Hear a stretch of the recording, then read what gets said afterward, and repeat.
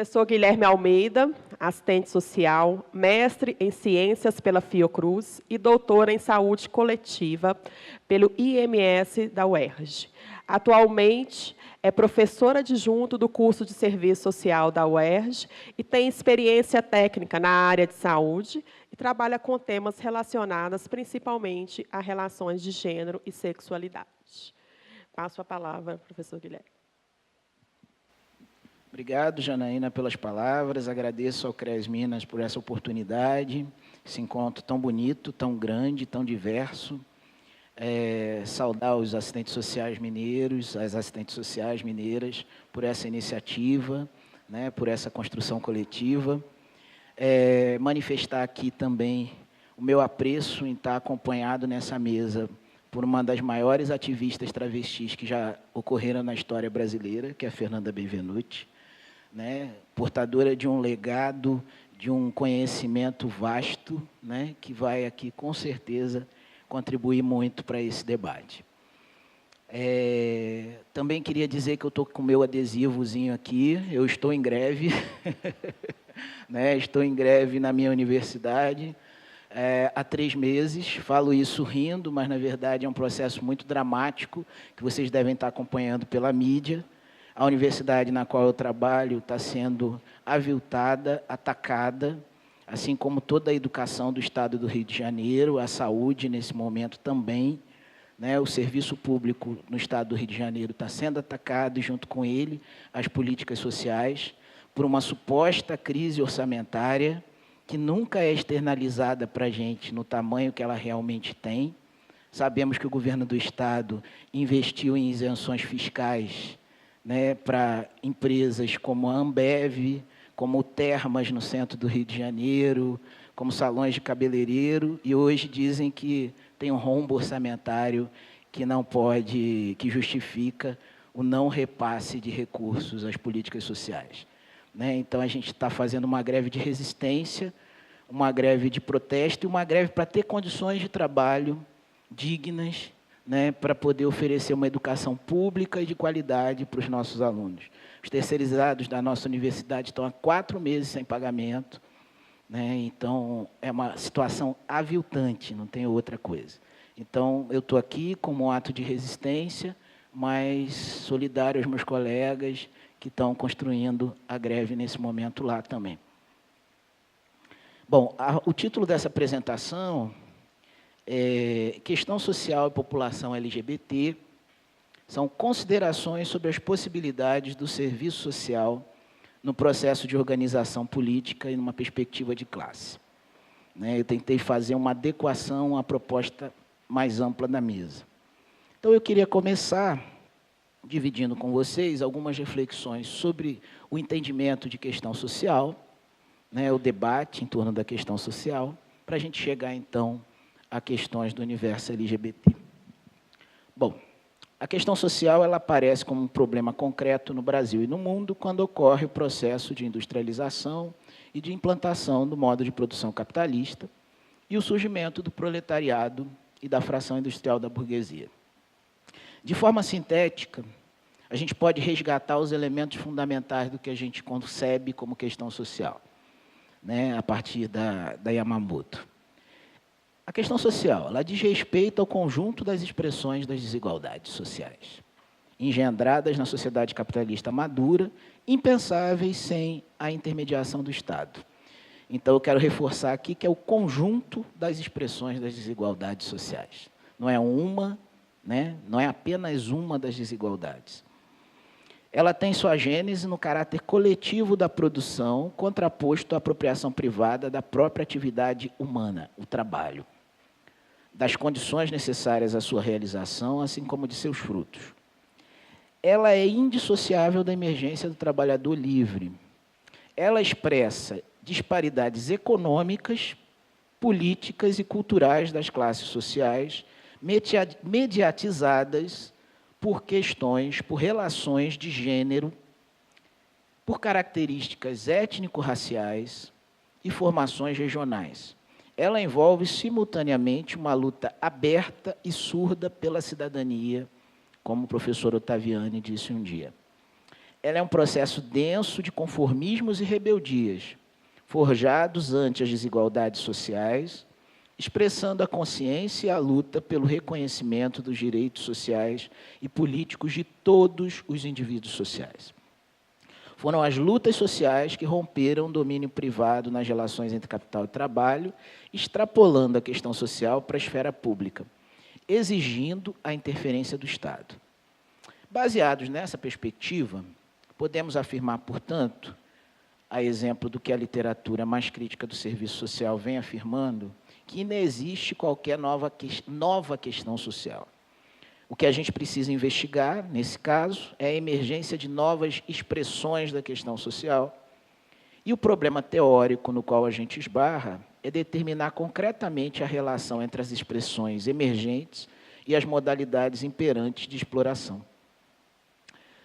Também a professora Yamamoto, ela considerou que na cena contemporânea tem 4 aspectos centrais que atribuem novas mediações históricas à produção da questão social.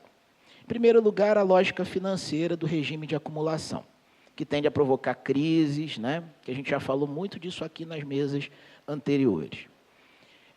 Essa lógica financeira ela é tributária dela a volatilidade do crescimento que redunda em uma maior concentração de renda e no aumento da pobreza, expressando um apartheid social.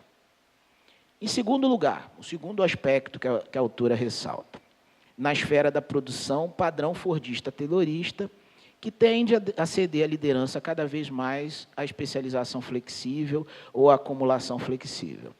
E, em terceiro lugar, as radicais mudanças nas relações Estado-sociedade civil, orientadas pela terapêutica neoliberal, que todos nós já conhecemos. Mas o quarto aspecto que a Yamamoto levanta, para mim, é o que tem mais a ver com o que a gente veio tratar aqui hoje.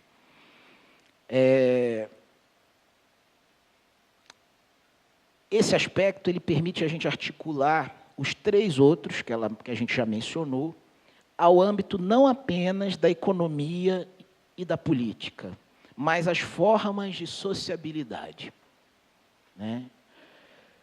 Segundo ela, tais processos vigem não só na economia e na política, mas nas formas de sociabilidade, permitindo a existência de uma sociedade de mercado, onde os critérios de racionalidade do mercado invadem diferentes áreas. Consolida-se assim uma mentalidade utilitária, marcada por critérios de competitividade, rentabilidade, eficácia e eficiência, e para referendar as análises da vida social, o que predomina é o individualismo. Cada um tem que se virar no mercado. Ganha força a naturalização da sociedade. É assim mesmo, não há como mudar. E a ativação dos apelos morais à solidariedade na contraface da crescente degradação das condições de vida das grandes maiorias. Então, se trata, portanto, de um cenário conservador ou ultraconservador, né, se a gente considerar o cenário mais recente, que atinge as formas culturais, a subjetividade, a sociabilidade e estimula atividades e condutas centradas no indivíduo isolado, em que cada um é livre para assumir os riscos, as opções e as responsabilidades por seus atos em uma sociedade de desiguais. Há pouco eu conversava com uma amiga, né, sobre as questões, a Isabel, sobre questões relacionadas às cirurgias que muitas pessoas trans, né, e também travestis precisam realizar para atingir, né, uma determinada forma de modelação do seu corpo que é indispensável ao seu conforto subjetivo. Né? E essas cirurgias, ao longo da história de resistência do movimento de travestis e transexuais, elas tenderam a ser realizadas principalmente com recursos privados, nos anos 70, 80, através do fluxo migratório, principalmente para a Europa, né? Mas também para o Oriente, né? Para a Ásia. E, mais recentemente, como uma conquista do movimento, a partir, né, de 2008, nós tivemos no Brasil o processo transexualizador sendo incorporado de forma precária ao SUS. E o que a gente tem hoje? Né? Eu não tenho dúvida de que uma das primeiras coisas que vão ser ameaçadas num contexto em que se pretende reduzir o SUS, né, serão esses procedimentos. Né? E aí o que isso representa? Né? O custo, por exemplo, de uma esterectomia, que é uma cirurgia bastante comum para homens trans. A Isabel acabou de me comunicar que já ofereceram a um amigo R$17 mil. Né? Uma. Então, isso coloca questões para a gente pensar nesse contexto sobre essa forma de deslocar as necessidades sociais para o mercado cada vez mais. O que hoje a gente pode chamar de população LGBT não é, de forma alguma, um todo homogêneo, nem constante, nem unívoco. Né? Ele evoca um conjunto de grupos sociais com diferentes pertencimentos de classe, étnicos, geracionais, culturais e político-culturais, que têm em comum, o que essa variedade tem em comum? A afirmação de uma identidade predominantemente afetada por um dos aspectos da sociedade capitalista mais fortes, a opressão de gênero e a homofobia, condensadas no que a gente poderia trabalhar aqui como heterossexualidade compulsória, no familismo, né, que vem sendo desenvolvido por alguns autores como categoria teórica para a gente pensar também alguns elementos desse contexto, e no sexismo, que também é uma categoria que eu gosto muito, porque ela é mais ampla do que a gente falar em machismo, né, ou misoginia. Né? O sexismo ele fala de relações opressivas para todos os gêneros, né, fundadas numa suposta biologização, uma suposta biologia dos corpos, na afirmação de uma natureza imutável, né, e que não contempla a ideia de diversidade. Esses aspectos, eles não são meramente uma peça ornamental da sociedade capitalista, mas eles são ideologias fundamentais à organização da totalidade da sociedade capitalista. Recorremos aqui a Gramsci para pensar um pouco mais sobre essa compreensão dessas ideologias. Né? Gramsci, resgatando o manancial marxista, ele constata que as ideologias elas conduzem ao fortalecimento da concepção de bloco histórico, no qual, precisamente, as forças materiais são o conteúdo e as ideologias são a forma, a distinção entre forma e conteúdo que a gente faz é puramente didática. Ela não se sustenta na realidade concreta.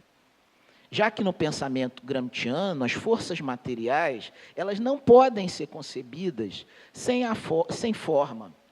E as ideologias elas só seriam fantasias individuais sem as forças materiais. Então, uma das coisas que a população LGBT contribui para a nossa reflexão crítica, como profissionais, é implodir de vez essa cisão entre base material e ideologias, entre uma suposta objetividade das relações e a subjetividade dos sujeitos. Né? Gramsci reconhece que ambas representam um bloco histórico, isto é, o conjunto complexo e contraditório das superestruturas é o reflexo do conjunto das relações sociais de produção. Disto emana um sistema totalitário de ideologias que reflete racionalmente a construção da estrutura e representa a existência das condições objetivas para a subversão da praxis. Aqui eu estou fazendo uma referência a uma jovem autora que fez uma tese lá na PUC do Rio de Janeiro, a Ana Loli Santos, uma tese discutindo a importância das relações de gênero numa perspectiva gramsciana. Dessa maneira, eu entendo que pensar a relação da população LGBT e questão social, que é um dos propósitos dessa mesa, significa, portanto, afinar-se com uma praxis onde a heterossexualidade compulsória, o sexismo e o familismo são compreendidas como expressões da questão social que se tornaram mais visíveis, e eu digo mais visíveis, na contemporaneidade. Não são uma novidade da contemporaneidade, né? Eu acho que isso é importante. Elas contribuem para a desigualdade de classes e para o pauperismo, e também são fundantes de outras formas de desigualdade e hierarquização. Elas são, portanto, novas expressões da questão social. Não são, portanto, novas expressões da questão social, e nem expressões emergentes da questão social. Porque as lutas sociais dos indivíduos que hoje são denominados ou se denominam de lésbicas, gays, bissexuais, travestis ou transexuais, não são recentes. Remetem ao século XVIII, né? Momento de industrialização da sociedade capitalista. Não esquecer disso. E, simultaneamente, de uma reapresentação do lugar do corpo na história. Né? Eu sempre costumo dizer que corpo é uma das discussões que o serviço social faz menos. E, quando faz, muitas vezes concebe um corpo que só existe até o umbigo, né? Até o estômago, para ser mais preciso. Daí para baixo, é um corpo que não interessaria a nós, estaria, portanto, no âmbito da psicologia. Isso é um equívoco de compreensão teórica, né? Inclusive que muitos marxistas superaram. Se a gente pegar um autor como Luc Boltanski, né, que em 79 escreveu um livro chamado As Classes Sociais e o Corpo, né, ele já diz que o corpo é o espaço de materialização das relações sociais de produção. E que esse corpo tem que ser pensado como um elemento central da reflexão.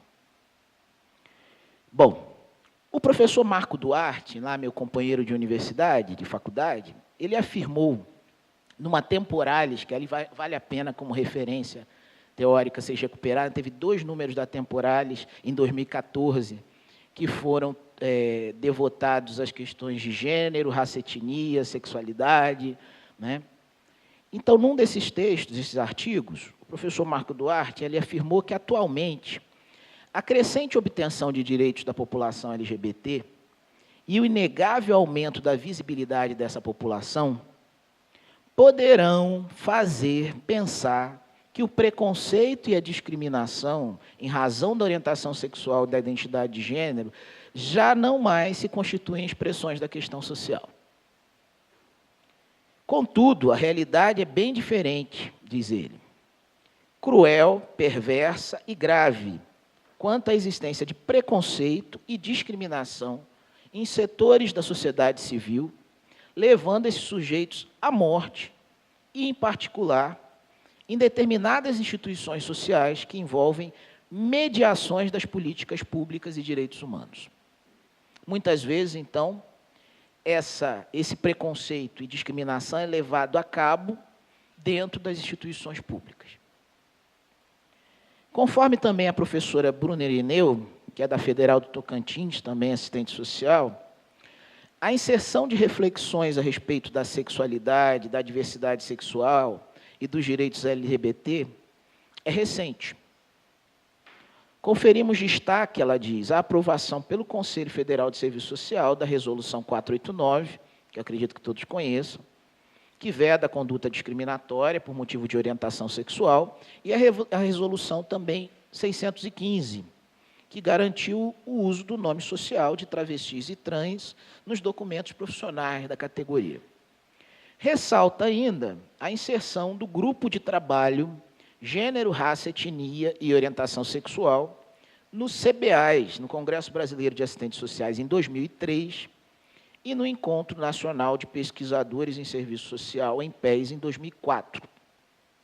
Embora a produção de conhecimento concernente a essa temática seja incipiente ainda no serviço social, e né? É importante ressaltar que essa existiu antes de 2004 também. Então, houve resistência por dentro da nossa categoria, no sentido de produzir trabalhos, ações, militância organizada, nesses temas também, antes desse cenário em que as instituições de representação da nossa categoria assumiram esse debate.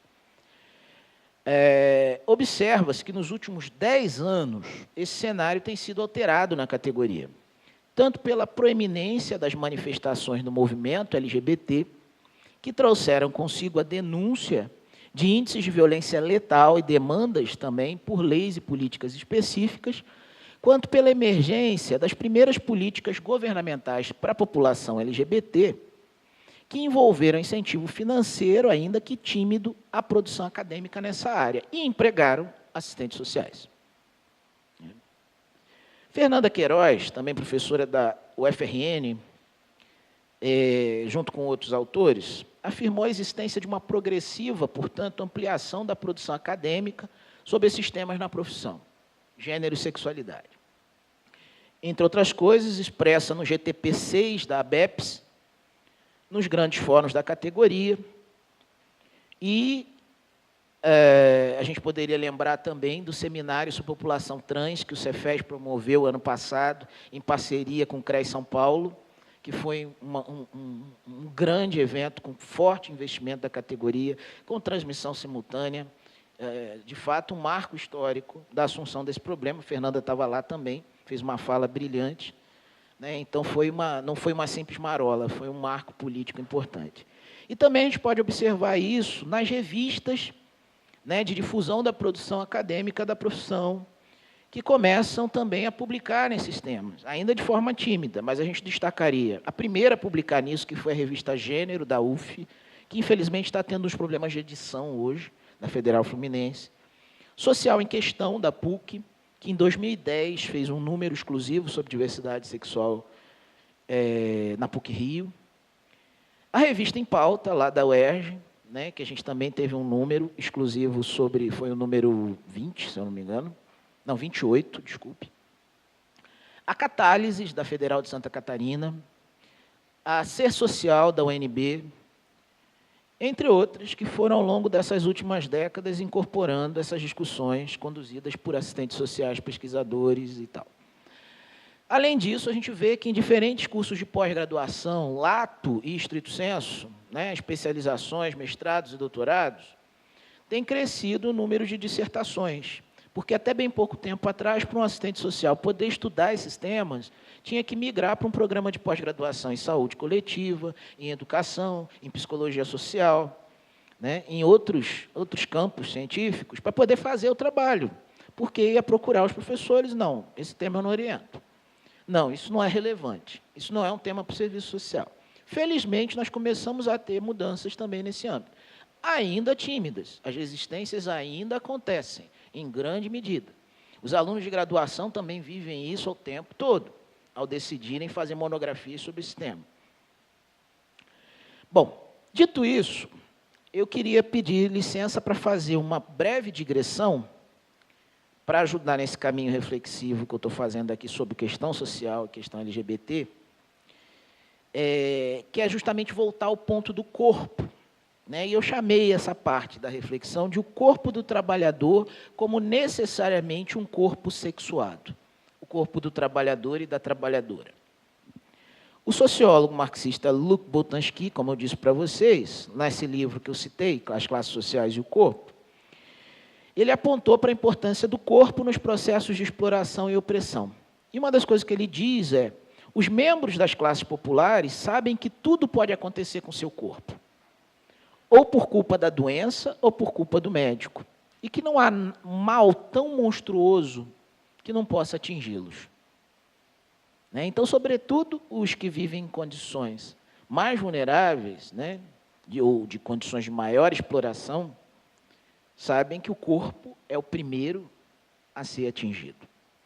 Ora, é preciso reafirmar que os corpos daqueles que pertencem às classes populares são corpos sexuados em um duplo sentido. Primeiro, por serem atravessados pela forma como a sociedade concebe as diferentes sexualidades, valorizando mais a heterossexualidade do que a homossexualidade e a bissexualidade. E também são corpos sexuados pela necessidade social de enquadrar esses corpos em apenas dois gêneros opostos e incomensuráveis, que não existe qualquer transitividade entre isso. O historiador Thomas Laqueur, né, quem não conhece, se escreve Laqueur, né, ele tem livros muito interessantes discutindo a origem histórica do sexo. E ele mostrou os limites da gente naturalizar as ideias de sexo e de dimorfismo sexual. Ou seja, que os corpos são naturalmente diferentes, demonstrando que são construções sociais bem recentes e convergentes com a consolidação da sociedade capitalista. Então, a forma como nós concebemos homens e mulheres como indivíduos radicalmente distintos foi socialmente construída em convergência com a sociedade capitalista. Para Laqueur, o sexo ele é, portanto, inventado, né? Pois antes do século XVII, para a sociedade europeia ocidental e colonizadora de outros povos e culturas, havia a concepção de um único sexo com dois gêneros, né? O que ele chama de one sex model. O que determinava a diferença entre homens e mulheres era o calor vital. As mulheres não desenvolviam calor o suficiente para externar seus órgãos sexuais, resultando em uma retenção interna desses órgãos, sendo a vagina como um pênis interno. Foi no fim do século XVII que houve uma mudança nesse entendimento, e as diferenças entre homens e mulheres passaram a ser desde o corpo até a alma, o físico e o moral. Num outro texto, de 2011, eu também escrevi que a partir do século XVII, aliás, não fui eu, foi a Carla Almeida, minha colega de universidade. Só um minutinho aqui que eu saí da página.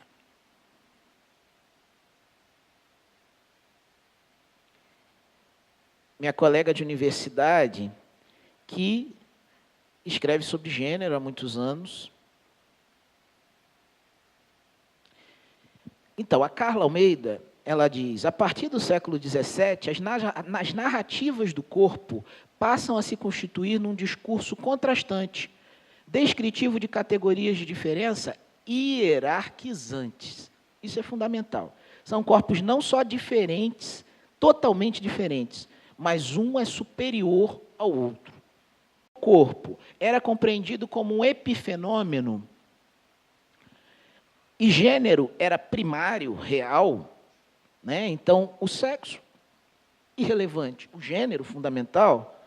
A partir do século XVII, nesse modelo, sexo e gênero eram ligados a um círculo de significados, onde ser homem e ser mulher representava dispor de um poder social, um lugar. Em outras palavras, é possível entender, hoje, a heterossexualidade compulsória, o familismo e o sexismo como construções cogestadas no âmbito da sociabilidade burguesa, embora seus elementos constitutivos possam remeter a diferentes épocas e culturas.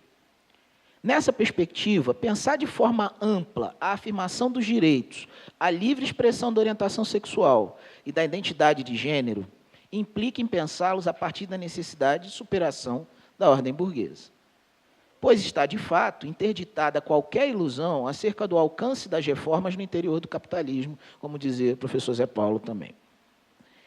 Todavia, pensar a superação da ordem burguesa sem enfrentar as desigualdades que a heterossexualidade compulsória, o sexismo e o familismo contribuem para construir, também é uma impossibilidade e um erro, muitas vezes, cometido.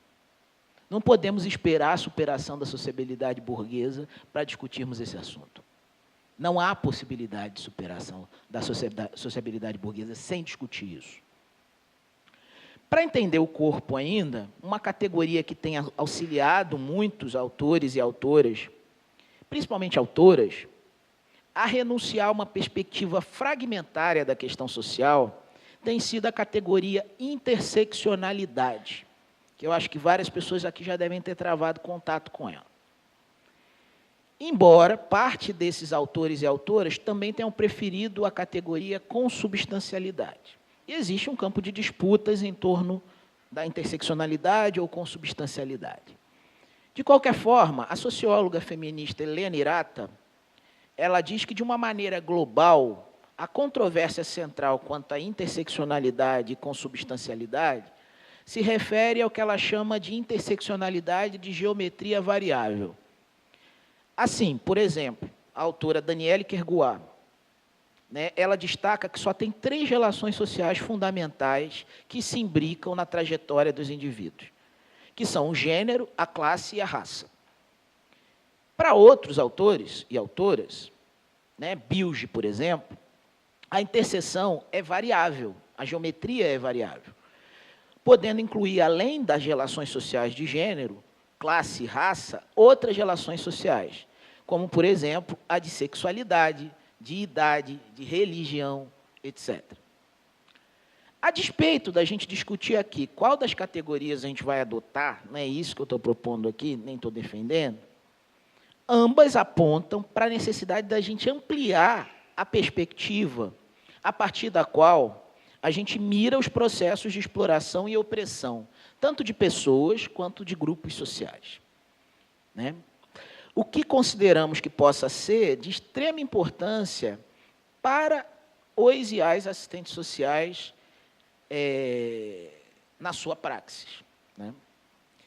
A gente acredita também que as discussões em torno da interseccionalidade elas possam favorecer o alargamento do debate sobre a organização política, que também é outro tema sugerido por essa mesa, que pode ser potencializada, e eu acredito realmente nisso, a organização política da população LGBT pode ser potencializada através do trabalho do serviço social.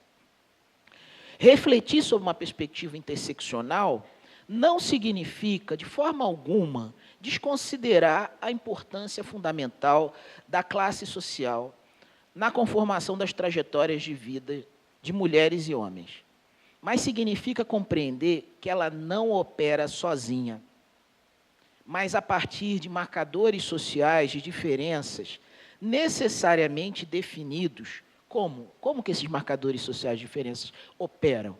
Através dos corpos, mas não só dos corpos parados, como nós estamos aqui agora, mas através dos corpos em movimento, das performances corporais, se a gente preferir.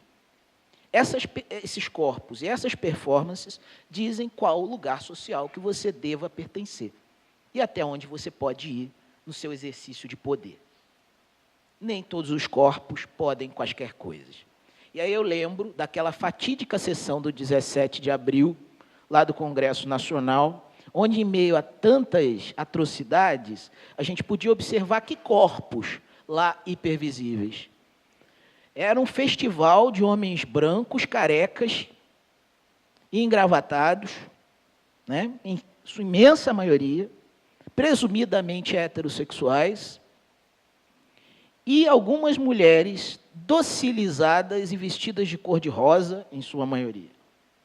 Quais corpos tinham voz? Quais corpos têm voz nos nossos parlamentos, nas nossas assembleias legislativas, nas nossas câmaras de vereadores? Que corpos são legítimos? Não dá para ignorar os corpos. Considerar a incidência sinérgica desses marcadores, em sinergia, a partir da classe social, nos remete a uma discussão que vem ocupando a cena pública brasileira nas últimas décadas, que está longe de ser encerrada. E que discussão é essa?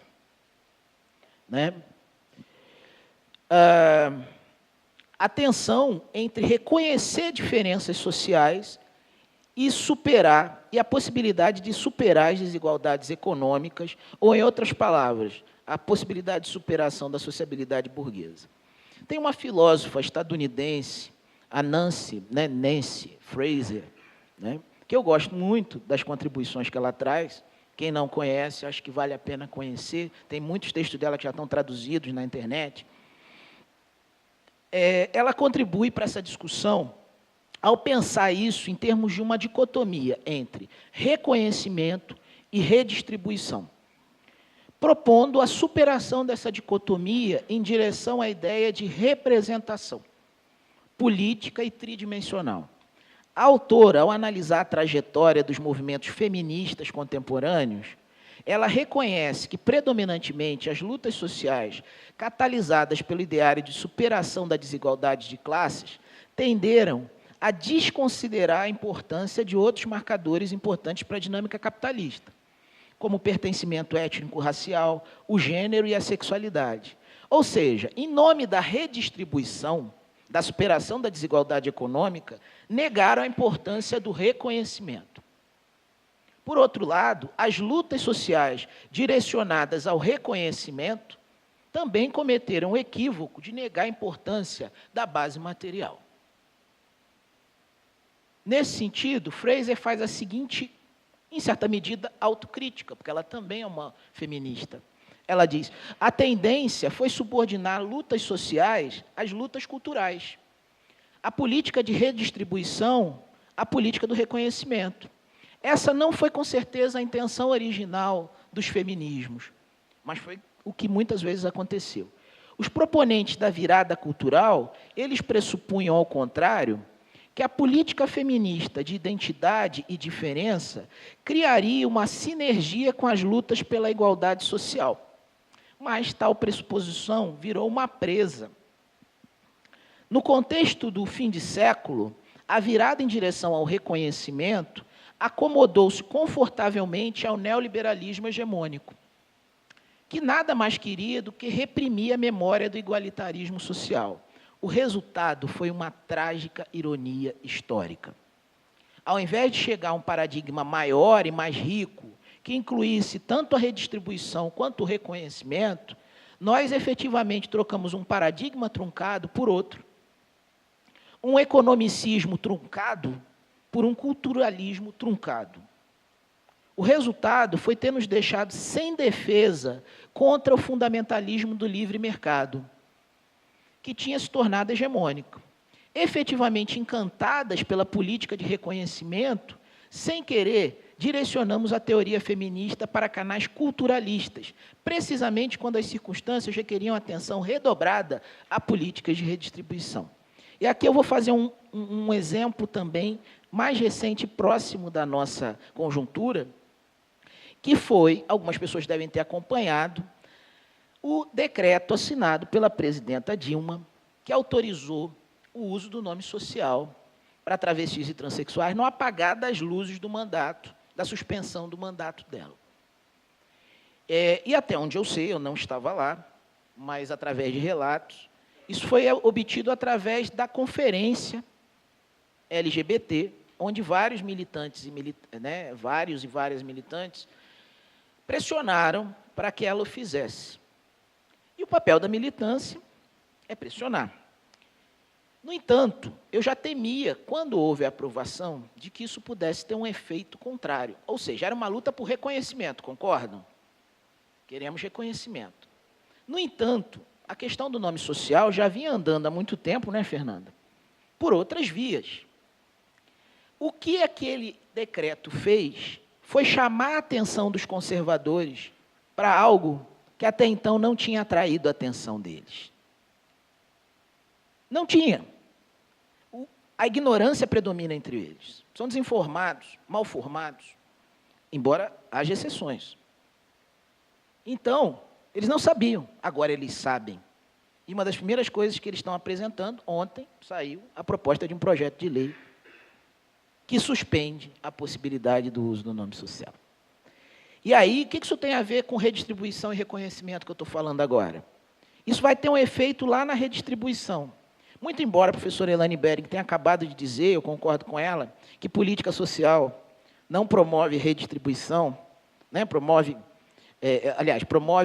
distribuição, não promove redistribuição.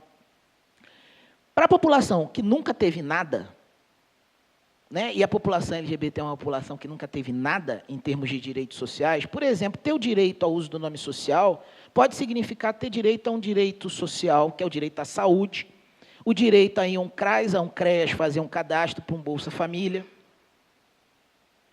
Então, significa uma perda no âmbito da distribuição. Uma perda no âmbito econômico.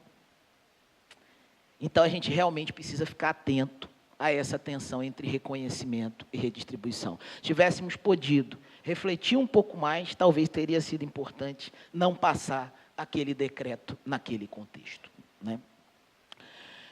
As reflexões da autora, né, embora focadas no contexto estadunidense, da Nancy Fraser, elas nos permitem pensar de forma mais ampla os possíveis determinantes da conexão também entre evangelismo e insucesso do feminismo, que tem tudo a ver com as nossas discussões LGBT. Ela diz assim: a direita teve algum sucesso em mostrar as feministas dos Estados Unidos como profissionais de elite e humanistas seculares que desprezam as mulheres comuns, especialmente as trabalhadoras e as religiosas. Até certo ponto, essa visão do feminismo como elitista é patentemente falsa, claro, mas o fato é que o feminismo falhou ao tentar alcançar estratos das mulheres trabalhadoras e de classe baixa, atraídas na última década para quem? Para a cristandade evangélica. Focadas apenas na política de reconhecimento, as feministas falharam na tentativa de entender como a orientação religiosa delas responde às suas posições sociais.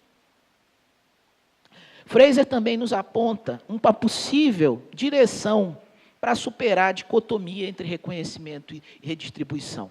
Confrontar as injustiças da má distribuição, do não reconhecimento e da má representação. Aqui também cabe desenvolver uma política tridimensional que equilibre e integre e traz preocupações. Levar a cabo essa política tridimensional não é nem um pouco fácil, contudo, ela contém em si uma grande promessa para a terceira fase do feminismo, né, que é justamente a gente sair da cisão entre reconhecimento e redistribuição.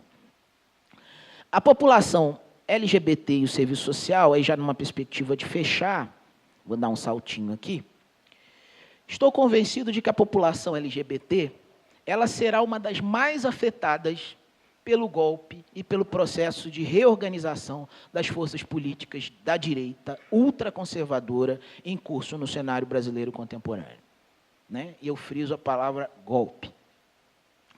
A fragilidade dos direitos conquistados e a partir das lutas por reconhecimento, nas últimas décadas, elas não me parecem um bunker nada seguro, nada confortável para a gente afirmar os direitos da população LGBT. Tudo que a gente conquistou praticamente é golpe de portaria, decreto e jurisprudência. Legislação a gente não tem. E até a legislação está mudando, né? Então, o que nós temos é muito frágil, de fato. Além disso, eu compreendo que foram algumas das políticas de reconhecimento, como os centros de referência LGBT, em vários lugares do país, que permitiram que, pela primeira vez, parte dessa população tivesse acesso ao serviço social. Fernanda concorda comigo que a gente falou disso no café da manhã. Né? O profissional que mais facilmente chega, né? Se chega a ele. E a possibilidade de reivindicar, por exemplo, direitos assistenciais, direito ao trabalho. A maior parte das pessoas trans e travestis lá do Rio, quando começaram a ser atendidas pelo processo transexualizador do hospital, ou então pelos centros de cidadania LGBT do Estado, da assistência social e direitos humanos, que souberam pela primeira vez que o Bolsa Família concebia famílias unipessoais, por exemplo, e que poderiam pleitear o Bolsa Família. E para algumas dessas pessoas, isso significou uma renda, ainda que ínfima, mas que elas nunca tiveram. Né? E a possibilidade não só da renda, mas de um profissional com escuta, né, com interesse pelas suas demandas e capaz de pensar em superar algumas das dificuldades enfrentadas junto com essa pessoa. Ou seja, essas pessoas adquiriram, a partir do contato com essas ínfimas políticas públicas, a possibilidade de alguma distribuição econômica. O atual cenário de novos ataques à classe trabalhadora também vai incidir sobre essa população, suprimindo também esses frágeis direitos econômicos. Não tenho dúvida de que a profissão pode continuar contribuindo para a mobilização política da população LGBT. No momento em que ela se tornará, de fato, mais do que necessária. Nós somos o elo mais fraco dessa corrente. Né? Eu digo, nós, LGBT. Nós somos o elo mais fraco dessa corrente. A nossa cabeça vai ser uma das primeiras a serem cortadas. Em conversa informal com o professor Marcelo Braz, ontem, ele fazia uma interessante leitura sobre os limites, por exemplo, que o governo Temer vai enfrentar para aprovar medidas tão impopulares em um ano de eleições municipais e governando através de um bloco de forças hegemônicas fracionado, porque eles também não têm unidade. Sinalizando que aí poderão surgir algumas das nossas esperanças e possibilidades de resistência.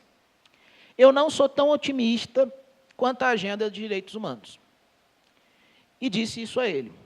As questões históricas dos feminismos, né, como o aborto, as questões étnico-raciais, principalmente as políticas de ação afirmativa, né, e a questão LGBT, já foram usadas em cenários eleitorais anteriores como um diferencial, né, como algo que vai polarizando e descaracterizando o debate sobre outras questões, né?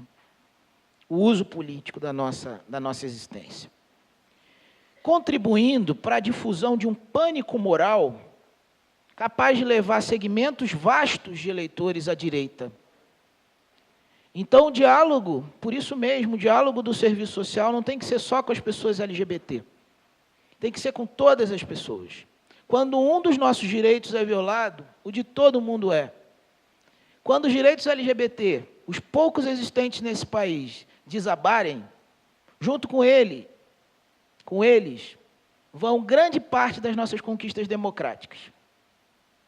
Quando os direitos LGBT desabarem, os direitos à sexualidade de todos e todas nós, né, a livre expressão da sexualidade, a uma sexualidade sem violação, né, a direitos reprodutivos, né, a disposição do próprio corpo, a livre expressão de gênero, ou o mais próximo da livre expressão de gênero que a gente possa chegar, ele desaba junto. O que poderá ser diferente dessa vez, apontando para uma necessidade de resistência política ainda maior, é a associação perversa entre direitos humanos e lulismo. Isso tem sido feito com regularidade, difundindo isso no imaginário da população em geral. No momento em que o lulismo desaba, né, e o Partido dos Trabalhadores, junto com ele, o risco é a gente ter o ideário dos direitos humanos absolutamente sacrificado junto. Mais do que nunca, por isso mesmo, nós vamos ser necessários e necessárias. Obrigado.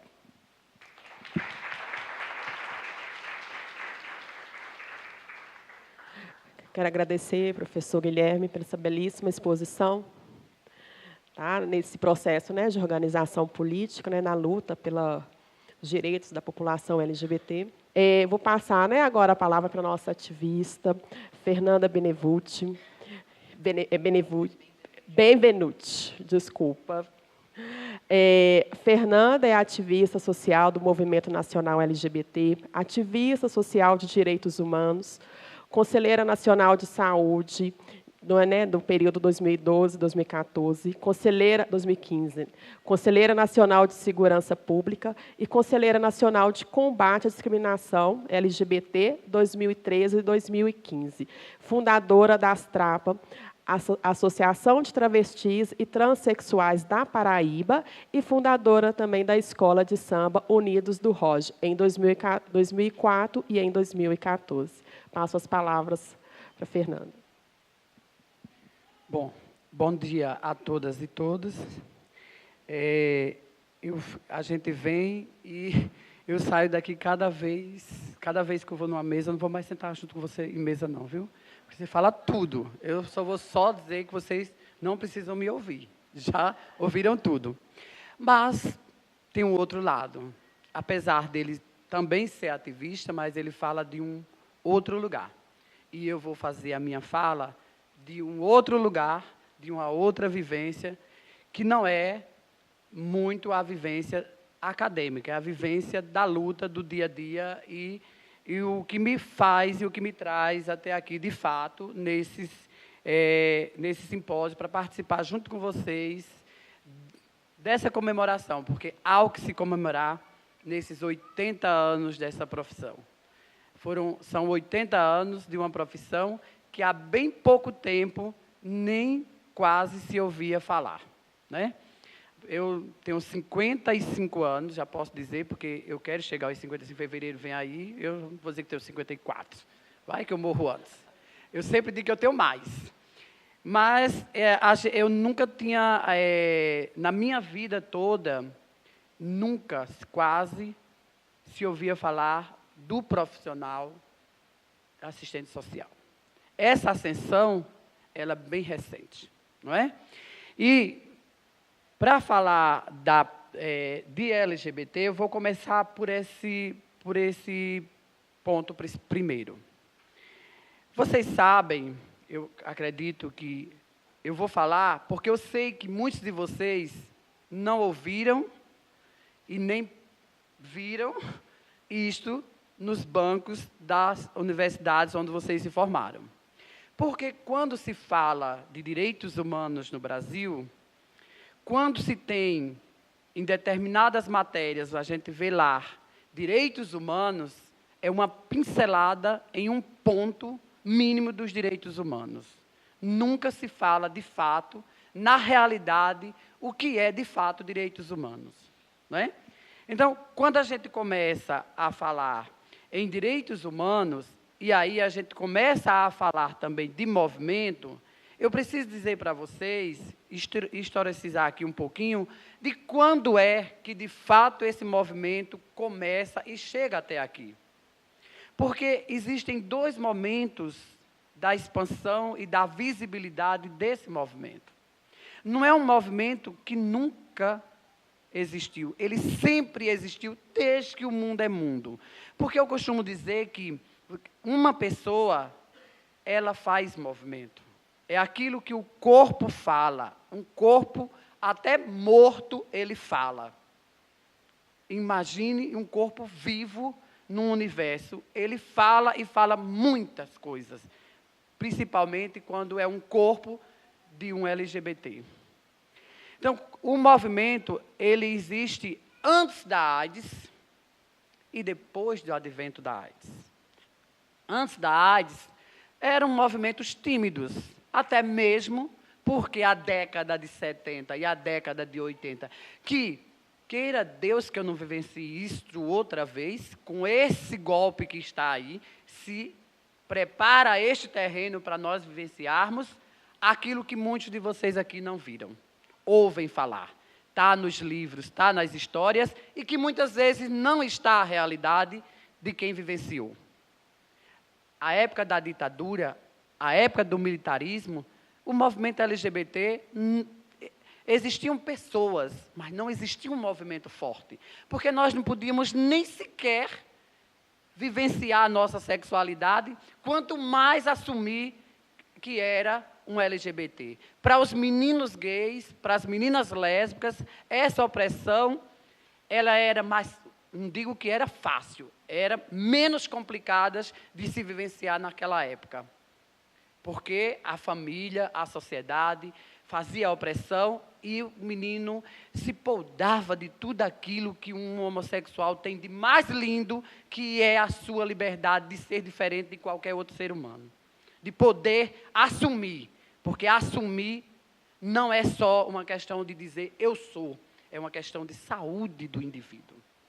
É a saúde do indivíduo. Então, naquela época, essas pessoas nem sequer podiam assumir, mas o menino e a menina era preparado para ter trejeitos e esconder aquilo que ele tinha de mais importante, que era nato dele ou dela, que era essa expressão de poder assumir a sua homossexualidade. Não se podia. Raras exceções, a gente podia. Eu fui uma dessas loucas que levei muita carreira na rua, levei muita porrada, fui expulsa de ônibus, apedrada, apaulada, para poder sobreviver e dizer quem eu era. Porque eu não tinha como negar, meu corpo me denunciava. Ainda que eu quisesse me esconder, era o meu corpo quem me denunciava. Diferente de muitos meninos gays e de muitas meninas lésbicas daquela época. Que é daí onde vem o estereotipo das mulheres lésbicas masculinizadas. Né? Porque as mulheres, para criarem força, para saírem desse anonimato, elas tinham que, muitas vezes, serem muito fortes e muito resistentes e criar, muitas vezes, um estereotipo muito masculinizador para poder se sobressair. O que hoje é diferente, né? Mas eu estou falando de uma época que muitos de vocês não viveram. Vocês ouvem falar, né? Na década de 80, de 70, por aí assim, quando tinha um homossexual numa cidade, todo mundo sabia. Tinha 3 pessoas na cidade que as pessoas sabiam de cheio. Você chegasse numa cidade, por menor que ela fosse, você perguntasse pelo padre, todo mundo ia levar na igreja ou na casa lá do padre, casa paroquial, né? Todo mundo perguntasse onde era um cabaré, onde tinha uma prostituta, as pessoas mais sabiam onde estava. Onde era a delegacia de polícia quando tinha, mas saber onde tinha um viado, como era dito naquela época, porque LGBT é agora, mas naquela época eram nomes bizarros que nos colocavam, títulos e apelidos, etc. Naquela época era onde tem um viadinho ali. No mínimo as pessoas diziam, não, tem um doentinho ali. Era doente, viu? A pessoa era doente, ela não era quem ela era doente. Assumia essa condição, ela era doente. Mas isso era uma expressão já da liberdade, da coragem dessas pessoas. Você imagina que eu nasci numa cidade do interior, lá nos Cabrumbó da Paraíba, né? E aí, como era difícil para mim, eu com essa identidade feminina, querendo colocar essa identidade na praça, né, vamos dizer assim, na rua, exteriorizar essa identidade e levando todo dia, toda hora, um peso me botando para baixo para dizer, não, não é isso, você não pode ser isso. Não é? E eu ter que ir para a igreja, a chegar ao ponto de dizer que eu ia ser padre, graças a Deus que eu prefiro ser o que eu sou. Então, nada contra os padres, mas também nada a favor. Mas aquela velha história. Então, até para a igreja eu era direcionada para ir. E eu já estava acostumada. Todo dia de manhã, no domingo, acordar, tomar banho, 9 horas para a missa. Só que na missa eu também tinha minhas artimanhas, que não convém dizer aqui, né? Mas eu consegui minimamente, com alguns dos meninos, eu pudesse ter algum diálogo sexual. Porque até isso era muito difícil. Para um menino ou uma menina, uma pessoa LGBT, na década de 70, executar as suas práticas sexuais era muito difícil. Porque a gente marcava com o menino lá, 5 quilômetros de distância. E a gente andava a pé, primeiro do que ele tinha que chegar lá para ninguém ver que ele chegou. Né? Para vocês verem como a opressão sexual era difícil na década de 80. Então, naquela época, a gente não podia assumir. E eu lembro que eu apanhei muito, gente. Levei muita surra inocentemente. Meu pai batia na ignorância dele. Eu não vou culpá-lo, era a ignorância do meu pai, da época. Não se discutia essas coisas. Não se tinha muita gente para se ver. E na cidade só tinha 2 pessoas que o povo falava, que era o padre e o dono da padaria. E o povo falava, mas falava escondido, para que a gente, criança, não pudesse escutar. A gente não podia saber que aquelas 2 pessoas tinham esse tipo de prática. O padre, porque a religião, Deus o livre, quem vai falar do padre? Né? Cometeu o pecado de falar da sua santidade. E o homem da padaria, porque era um homem influente, as pessoas faziam, mas falavam nos bastidores. Mas como eu fui obrigada a jogar futebol, uma coisa que eu gosto, não que seja uma coisa de homem, uma coisa do sexo, do gênero masculino, mas era uma coisa que eu gostava. Mas eu não gostava, não era porque era futebol não tem gênero, era porque naquela época era o lugar que eu tinha para me encontrar com os meninos. Era o lugar que eu tinha para depois do futebol ir no açude tomar um banho, né? Fazer a sereia da água doce lá, fazer as minhas quase morrer afogada com os meninos pulando na minha cabeça. Mas eram as formas que eu tinha para começar a exercer a minha sexualidade. E era um exercício dessa sexualidade que não é como hoje. Hoje a gente pode negociar o nosso ato sexual, o nosso coito sexual, a gente pode negociar de que forma que a gente quer praticar. Naquela época, não. Foi a época em que a homossexualidade se vendia como que os LGBTs, no geral, era para ser regra geral, eram todos impotentes. Todos impotentes. Ninguém podia falar de ereção. Ninguém podia falar do desejo daquele homossexual. Era só objeto de saciamento do desejo dos outros. Os seus, nunca. Na minha época, eu falo de mim, na minha época, era tão complicado para fazer sexo, queridas e queridos, porque eu tinha que esconder o meu órgão genital, não sei como, tinha que virar mágica para dar um jeito para o indivíduo não ver que eu tinha um órgão genital. E, principalmente, se ele visse que ele tinha ereção, porque eu já estava assassinada. Porque o machismo estava incorporado e aquela sociedade tinha que vender esse machismo que a outra pessoa não tinha que ter desejo, era só para satisfazer o desejo dos outros. Então, ser homossexual naquela época era muito diferente. Eu preciso historizar isso para vocês, porque muitas vezes o que está nos livros não está na verdade, na realidade. Alguém conversou com alguém e alguém contou uma historinha bonita que quer que apareça lá, e eu não estou aqui para convencer ninguém nessa sociedade. Eu estou para viver esta sociedade, não para convencer ninguém e fazer com que ninguém me aceite. Quem tem que se aceitar sou eu. O resto é que tem que aguentar as consequências, porque eu vou estar nela. Então, falar da AIDS, aí depois veio o advento da AIDS. Com o advento da AIDS, nós saímos do armário, se é que tinha armário, né? Esse pseudo-armário que as pessoas nos colocam, né? Nós saímos do armário. Mas saímos do armário por quê? Por uma indignação social, por uma indignação de saúde, que a sociedade, já que era preconceituosa e machista, que já nos matava silenciosamente, agora passaria a nos matar na rua, nos apedrejar, nos fazer levar ainda muito mais carreira, porque nós éramos a peste gay. E não, vejam que eu estou falando, não existia diferença de sigla naquela época. Naquela época, todos nós éramos feito um balaio de gato. Todo mundo era uma coisa só.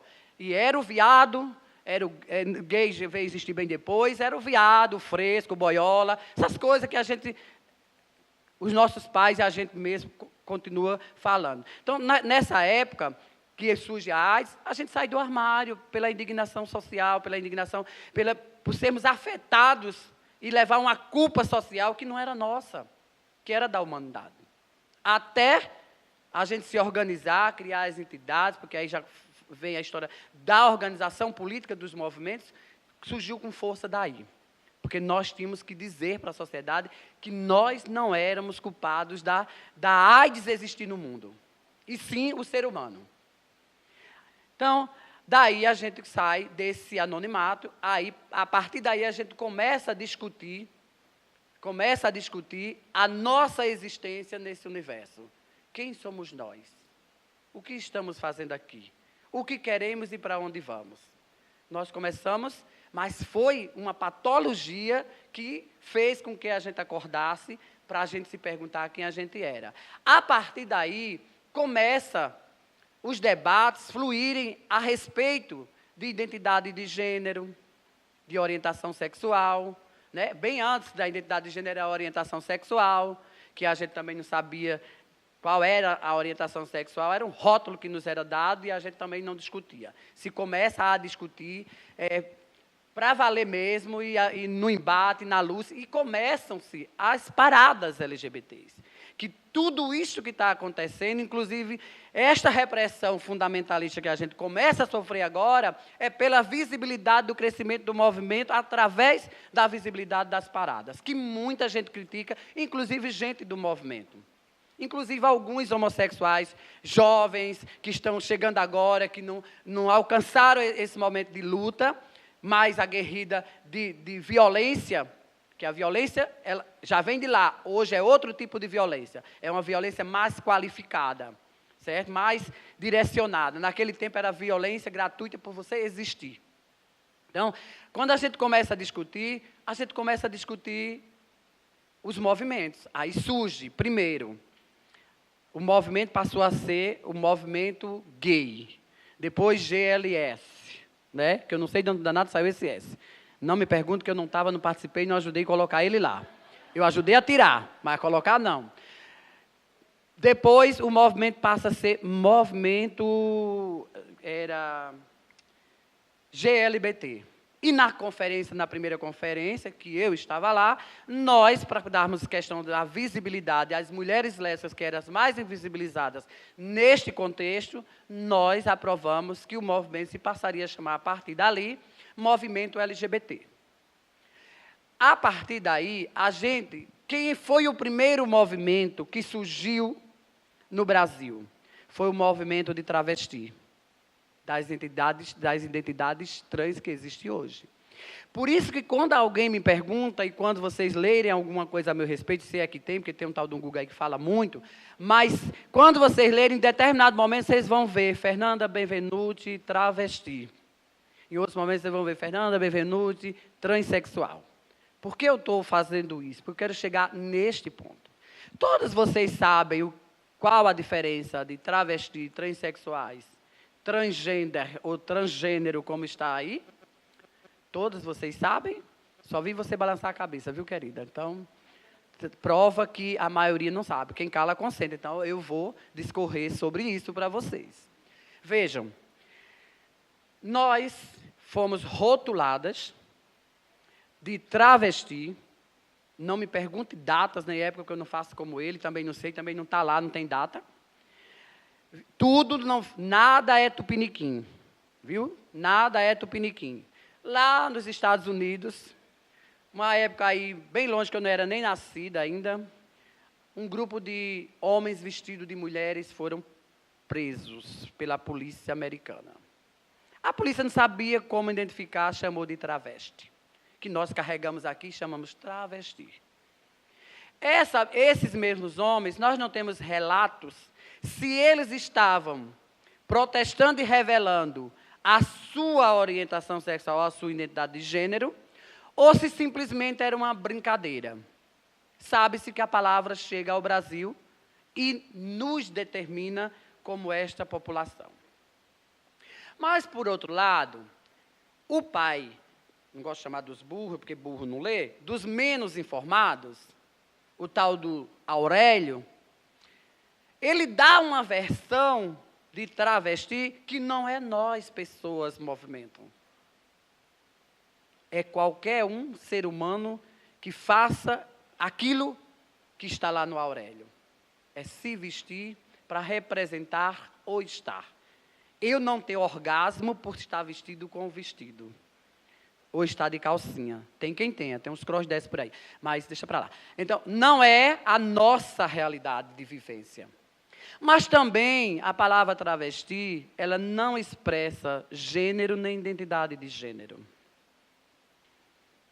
Ela é uma palavra masculinizadora para uma identidade feminina. Tudo bem. O que é que eu tenho mais importante para dizer para vocês? Vocês acham que a palavra travesti era para nos diferenciar, para dizer que nós éramos do gênero feminino? Era para... Olha o preconceito e olha a dicotomia feita outra vez. Não se discutia. Aí a gente tem que entender que eram épocas em que as coisas não se tinha um debate fluido e não se tinha estudo sobre isso. Era para nos diferenciar dos homens gays. Nós éramos o feminino dos homens gays. Nós não éramos da identidade de gênero feminina. Era para nos diferenciar dos homens gays, que também, em outra época, já foram chamados de afeminados. Então, era para nos diferenciar. E esta briga, esta coisa, ela não começa, e aí eu começo a dizer para vocês, não foi aquela sociedade de leigos, preconceituosa, racista, machista, todas essas coisas istas que a gente conhece, que nos atribuíam. Foram nós mesmos. Nós não discutíamos, a gente tinha que se diferenciar do outro. Ah, você é a mancha. Era dessa forma, gente.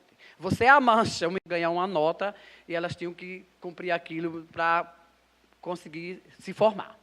Começam por mentes, que eu digo que são mentes brilhosas, de alguns professores, que começam a colocar a temática para alguns alunos estudarem. E aí a academia tem um papel muito importante. Muito embora, aí eu digo que ela tem um papel importante, e digo que hoje também faz um desserviço para a nossa população em determinados momentos. E aí fica a reflexão para vocês fazerem desse desserviço. Não sou eu que vou dizer. Agora, então, quando a gente começa a ter essas pessoas a estudarem, vem para o Brasil, não é brasileiro, não é tupiniquim de novo, a palavra transexual. Que para nós, movimento, isso foi um choque e foi um embate, porque nós só conhecíamos movimento de travesti. Como é que surge um outro movimento e que vem com uma roupagem preconceituosa, excludente e discriminadora? Que é a forma como a transexualidade chega no Brasil. E como as meninas absorvem essa nomenclatura da transexualidade. Pasmem vocês. A transexualidade, quando chega, e a menina transexual, ela era a mulher. A transexual, ela era aquela figura que se alinhava mais com o feminino da mulher, total e absoluta. Ao ponto de começar os preconceitos. A transexual é aquela que não se prostitui, porque o rótulo da prostituição estava para a travesti. É aquela que não é barraqueira, é aquela que não grita, que não fala alto, é aquela que não rouba, é aquela que não faz... É a higienização da figura e do movimento. Vem com esse tipo de higienização para nós. E cheia de tabu, e outra vez, cheia de negações das práticas e das vivências e dos seus desejos. Porque se lá atrás nós negávamos que nós tínhamos ereção, era porque a sociedade nos obrigava para a gente sobreviver nela. Para a gente sobreviver nela. Vêm as transexuais e começam a se higienizar e a disseminar que elas não têm ereção, que elas têm aversão ao seu órgão genital. E está em muitos livros por aí. Tudo errado. Porque era, aquele momento, o que fazia com que elas negassem todo esse seu desejo do seu corpo para poder garantir minimamente algumas políticas dentro do SUS. Se elas não dissessem que elas tinham disforia de gênero, não tinha política pública para transexual. Você tem que adoecer, sem ser doente, para você ter a política. Por isso que hoje nós brigamos pela despatologização das identidades.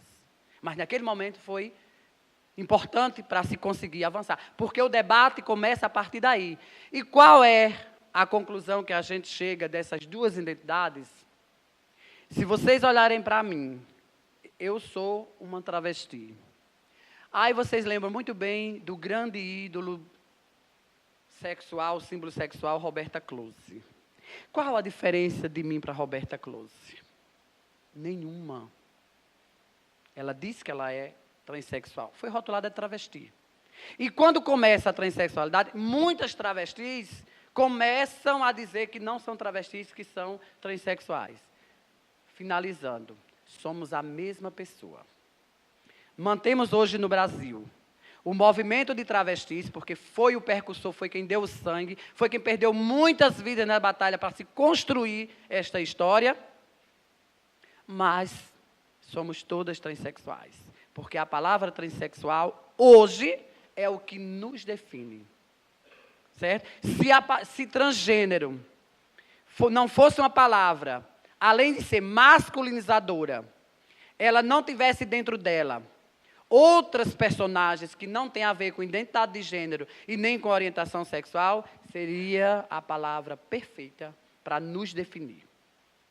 Só que transgênero lá dentro tem modalidade artística e feitiço sexual. Porque eu quero estudo, e é provocação, viu? Quero estudo e quero que me prove que crossdress não é um feitiço sexual. Inclusive, são contra as duas identidades de travesti e transexuais. Se você chamar um crossdresser de travesti ou transexual, ele lhe mata e ainda vai matar a travesti que disse. Certo? Para vocês verem como as coisas, elas... Então, aqui no Brasil, a gente não adotou transgênero. Porque mistura identidade de gênero, orientação sexual, com modalidade artística e feitiço. Eu não sou um feitiço. Eu posso ser artista. Eu posso ser artista. Como fui artista, circense, fui palhaço, trapezista, bailarina, um monte de coisa na minha vida de circo. Mas não é o que me define enquanto identidade. É uma profissão. É arte. Então, a transexualidade, hoje, é dessa forma. Nós todas podemos dizer que somos transexuais. O que existe são duas identidades políticas. Que a gente mantém a identidade política de travesti e que a gente é a pessoa transexual. Porque a transexualidade, ela é uma palavra composta, não é? De um prefixo trans, né? Que as pessoas acham, e ainda tem quem escreva e quem diga, que a gente transita. Eu não sou um automóvel para estar transitando de rua por rua, dobrando esquina e chegando em esquina. O que as pessoas confundem, que eu trago isso porque vocês vão lidar com isso. Eu estou trazendo isso para a profissão de vocês, para os profissionais que são os primeiros, praticamente, a nos receber, fora o guarda com o cacetete na porta de qualquer unidade, qualquer lugar que a gente chegue. Então, mas essa... Perdi o foco. O que eu disse? Não. Do transitar. Gente, eu não estou doente, eu não tenho um problema psíquico para estar transitando, não. Eu tenho uma identidade. Agora, as pessoas confundem o que é identidade, orientação e práticas sexuais. Aí eu não vou discutir as práticas sexuais. Porque nas práticas sexuais, não só é os homossexuais que têm desejos e praticam certas coisas, só tem uma diferença. Nós aprendemos a nos libertar, ser livre e dizer o que é que a gente gosta, o que a gente faz. O que muita gente faz e não diz. Inclusive, esses que estão aí com essa carga moralista e fundamentalista em cima de nós, fazem as mesmas práticas sexuais, mas não dizem. Porque Deus castiga e Deus vê. Deus não está nem me vendo, como é que está vendo eles? Entendeu? E aí, quando a gente começa essas práticas, as pessoas confundem. As pessoas confundem desejo com identidade. Que é isso que as pessoas precisam. Agora, tem muita coisa escrita por aí, gente. Aí é o que confunde muito a cabeça das pessoas. Quando a gente vem para isso, a gente passa a dizer quem que a gente é, onde que a gente está e o que é que onde a gente quer chegar. Aí eu vou começar das políticas.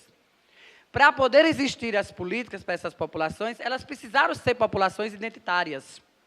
Que tem teorias, que é só teoria, não é prática, por aí, que quer desconstruir todas as identidades. Desconstrua a sua, porque você é um ser que não tem identidade. Eu tenho. Eu tenho. Quem quiser desconstruir, desconstrua a sua. A minha, da minha população, não. Porque se a minha população, que já é sofrida, não tivesse identidade, desculpe a expressão, estava lascada. Para não dizer outra palavra, estava lascada. Porque não tinha nada, minimamente, os poucos direitos que nós conseguimos até hoje, é porque nós temos identidade.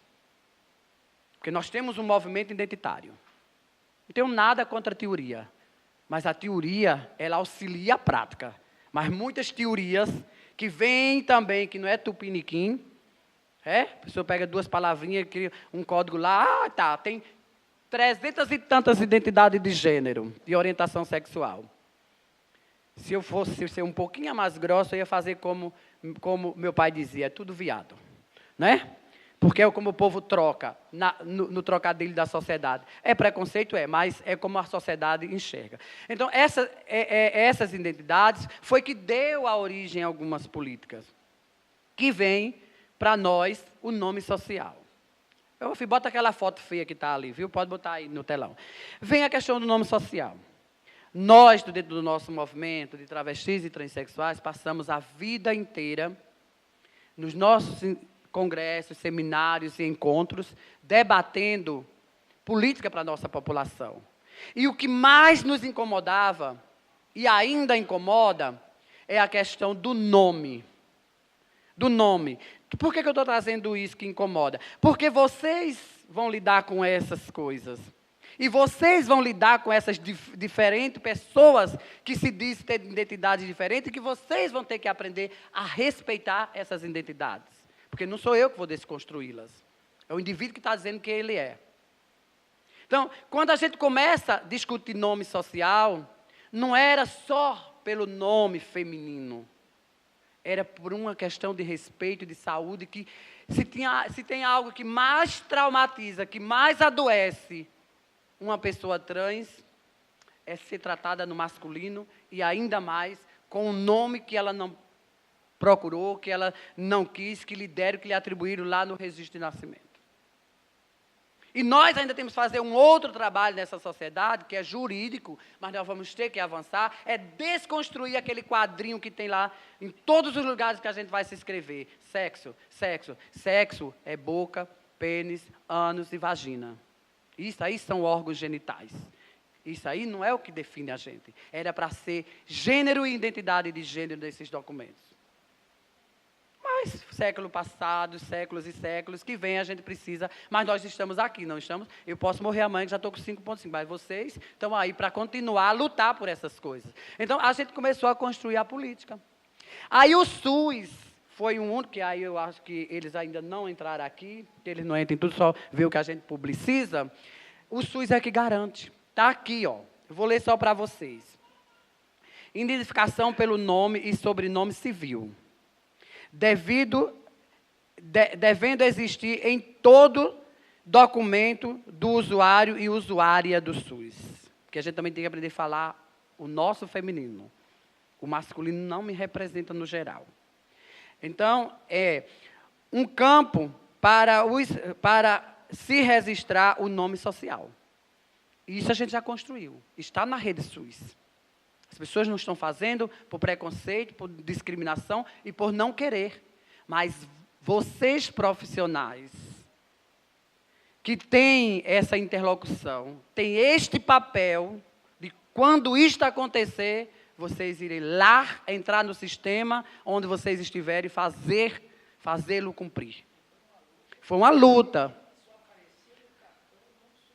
Já foi uma luta aparecer no cartão. Mais luta, vocês imaginem, que foi colocar isso no campo. Mesmo nós estando num governo democrático, que era o governo Lula e o governo Dilma. Que foi quando, de fato, as políticas LGBTs começaram a acontecer. Quero que alguém prove que para trás teve política. Porque dar apoio a uma parada, fazer um programazinho, isso, aquilo, outro, não é uma política. Apoio pontual não é uma política. É a mesma coisa de você dar um pão a quem está com fome, em vez de você dar um prato de comida para saciar a fome dele. Ele vai comer o pão, daqui a 1h30 ele está com fome de novo. É a mesma coisa. Então, aí aqui no SUS ele garante isso aqui. E aí, isso aqui foi uma briga ferrenha. E aí, quando a gente começa a falar de política, é emblemático. Eles só estão tirando esse que foi colocado no apagar das luzes, que não ia ser no apagar das luzes. O processo golpista nos colocou para colocar no apagar das luzes naquela conferência. Ele estava sendo trabalhado para que a presidente Dilma pudesse assinar isso em uma sessão onde tivesse visibilidade para a população. Mas tudo isso foi caindo à medida que o golpe se orquestrava. Para não perder de tudo, foi feito dessa forma. E não pensem que nenhuma dessas políticas elas foram feitas à nitidez da luz solar. Foram todas construídas por pessoas nos bastidores. Essa daqui, eu estava lá. Para fazer essa foto, eu não recebi 1 centavo. Eu fui pega lá em Brasília, fui colocada no porão do Ministério da Saúde, para ninguém ver que lá tem um estúdio, para fazer a foto, o cartaz ficar pronto, e só no dia do lançamento a gente não podia dizer nada, dia nem hora que ia sair. Porque eles estavam atentos a tudo. A tudo. Então, tudo isso foi... Para o presidente Lula participar da primeira conferência, gente, eu quase levei tapa na cara. Lá dentro dos bastidores do palácio, a comitiva fundamentalista religiosa, foi todo para cima de Lula e disse, se você for, nós não vamos aprovar nada do seu governo. E ele disse, pois vai continuar sem aprovar, porque eu vou nesta conferência. Tudo que é para LGBT é barganhado e negociado. Nós já fomos moeda de troca milhares de vezes em todos os ministérios. Eu faço parte do Conselho de Segurança Pública, quer dizer, nem sei, né, se ainda vai existir, né? Mas está lá ainda. Estatutariamente, ele está lá, existe institucionalmente. Mas agora, com esse golpe, colocar os direitos humanos dentro do Ministério da Justiça e transformar em Ministério da Justiça em cidadania, cidadania de quem, meu senhor? De quem? Por que faz isso? Porque nós não vamos ter força. Quem comanda o Ministério da Justiça? Os coronéis. Vocês imaginam eu sentar numa mesa, num conselho, uma travesti, sentar numa mesa de um conselho, onde a presidenta é uma mulher e o emprego do militarismo é 24 horas. Quando chega para abrir a plenária, fala assim, bom dia, senhores. E eu me recusei várias vezes, e ela é minha amiga, viu? Me recusei várias vezes de responder o bom dia. Até ela perguntar, por que você não responde, Fernando? Porque senhores não me contemplam. E se contempla essas mulheres que estão aqui, é porque todas elas foram tuteladas, capacitadas, treinadas para aceitar o machismo. E eu não aceito. Eu não aceito. Não aceito. E nós não podemos cair nessa esparrela de tratar, e alguém vem me explicar que está nos livros, que o português que se dá na nossa língua é tupi-guarani, que tratar no gênero masculino, que nos contempla. É invisibilizar cada vez mais a nossa condição de mulher e de ser feminino. E aí, eu sei que o tempo está encerrado, eu tinha tanta coisa para dizer, viu? Vocês vão ficar pela metade. Outra coisa, que é muito importante para vocês, agora. Existe, dentro dos diversos movimentos sociais, diversos problemas. Nós, travestis e transexuais, estivemos agora participando da primeira Conferência da Mulher. Mas isso é uma construção de bastidores, porque existem feministas. E ainda existe uma grande parcela de mulheres feministas radicais neste país. Que nós precisamos também dizer para elas que essa forma radical de fazer feminismo está errada. Não cabe mais nessa sociedade de hoje. Nós precisamos vencer dentro. Olha como é difícil. Precisamos vencer dentro para vencer lá fora. Só mulher que tem útero. Não, é pior. Eu vi pior. É mulher que tem útero e que tem vagina. E aí as transexuais... para eu dizer, porque as trans que fizeram cirurgia não entra, porque é uma vagina fabricada. Então tem que ser original. Então tem que descer lá e provar que ela nasceu com a vagina para estar naquela conferência. Vocês imaginam o embate que foi para colocar lá na Paraíba uma transexual e uma lésbica na conferência. Sabe foi o que a feminista disse? Ah, mulher, o que esses homens estão fazendo aqui no meio da gente? Homens, a transexual e a lésbica. Olha o imaginário. Então, hoje, essa questão das identidades de gênero, que é o que a gente tem que começar a discutir, quando a gente fala de gênero, eu só ouço as pessoas falar, me chamam tanto para debate nas universidades, vamos discutir gênero e diversidade. Eu digo, tá, duas coisas, gênero, uma coisa, diversidade outra, né? Então, tá bom. Mas cadê o debate das identidades de gênero dentro do gênero? Isso é o quê? Fica para vocês responderem o que é isso. Isso é preconceito, é discriminação, de não aceitar que aquela pessoa que tem a identidade de gênero, de travesti, de transexual, é do gênero feminino, só porque nem todas nós somos obrigadas a passar pelo crivo da cirurgia, do processo transexualizador, que é um outro direito de uma política, bem ou mal, construída nesse Brasil, no governo passado, para essa população. Bem ou mal, eu digo sempre, não é o ideal, mas é o real, é o que a gente tem, que a gente pode trabalhar. quer dizer, nem sei, né? Pode trabalhar e tentar melhorar, porque eu ando meio desanimada com esse governo que vem por aí, que sei que até isso eles vão querer tirar. Já tiraram essa identidade de gênero das escolas. Olha a burrice deles, gente. Tiraram o gênero. Esqueceram que nas licitações dos próprios governos vai dito assim, licitação, gênero alimentício. Corta também, não vai ter gênero alimentício, se bem que nós também somos gênero alimentício, né? Mas eles cortam esse gênero alimentício, para vocês verem o cúmulo da burrice, não é? E ainda chama de ideologia de gênero. Gente, eu preciso de uma ideologia de gênero, eu tenho um gênero, não preciso de ideologia. Ideologia, quem precisa são filósofos, esse povo que adora escrever palavras bonitas e isso, aquilo, outro. Mas eu vou encerrar, que as políticas depois a gente fala, porque não deu mais tempo, a colega aqui já me disse que eu tenho que encerrar. Agora, voltada para a profissão de vocês. Eu não tenho o dever e a obrigação de convencer vocês de ninguém, nenhum profissional, de aceitar essa diversidade. Mas eu tenho a obrigação de dizer que, enquanto pessoa, você pode até não querer, mas, enquanto profissional, você não tem esse direito, de destratar ou de não tratar as pessoas como elas são. Por quê? Por que eu digo isso? Não se ouvia falar de assistente social. Quando se ouvia falar de assistente social, era assistente social assistencialista. Todo mundo, quando falava de assistente social, eu trabalho em 3 hospitais. Quando se ouvia falar num assistente social ou num assistente social, olha que eu também estou cometendo aqui uma injustiça, porque a profissão, durante anos e anos, foi uma profissão exclusivamente feminina. Está caindo por terra, está se quebrando esses preconceitos também. Quando a gente ouvia falar, vai falar com assistente social em qualquer lugar, num governo, isso, aquilo, outro. Não, vai resolver o problema da tua moradia, da Bolsa Família, da alimentação, do colchão, do caixão.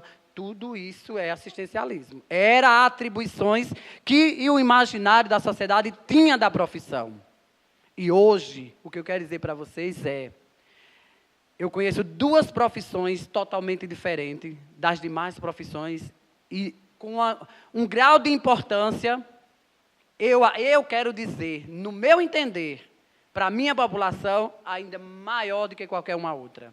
Porque o processo jurídico de mudança de nome, isso, aquilo, outro, é briga na justiça, isso, aquilo, outro, são políticas que a gente pode tentar rever. Mas a profissão de enfermagem e a profissão de assistente social não é só um ser. Todas as outras profissões estão por trás desses 2. Porque vocês não são só assistentes sociais.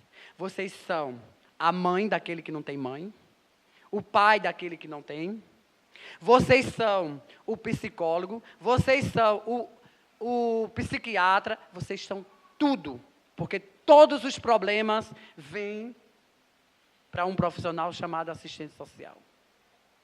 E é com o equilíbrio emocional e a carga da profissão que todos vocês têm que trabalhar.